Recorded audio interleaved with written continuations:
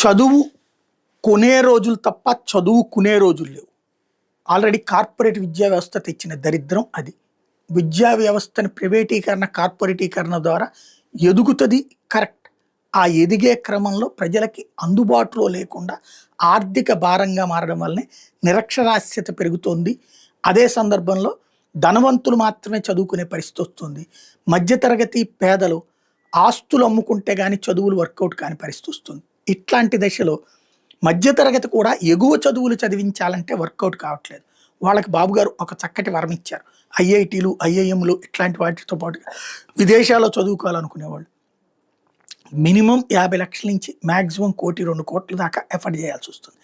ఆ డబ్బులు అప్పు తీసుకోవాలంటే వీళ్ళకి ఏదన్నా ఆ రేంజ్ రెవెన్యూ ఉండాలి, లేదంటే ఆస్తి ఉండాలి. అట్లాంటి ఎడ్యుకేషన్ లోన్స్ తీసుకుంటే దాంట్లో మీరు తీసుకోండి, మీ పిల్లల్ని చదివించుకోండి, మీ పిల్లల్ని ఉద్యోగాలు చేయించుకోండి, ఎదిగేలా చూసుకోండి.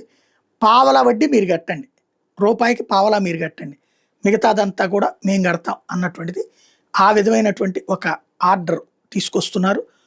దానికి సంబంధించినటువంటి ప్రణాళిక తయారు చేయమని అధికారులను ఆదేశించారు. ఓ రకంగా అబోవ్ మిడిల్ క్లాస్కి అయితే అదృష్టం, మిడిల్ క్లాస్ కూడా ఒక ప్రయత్నపూర్వక వరం. ఏం జరుగుతుందో చూడాలా.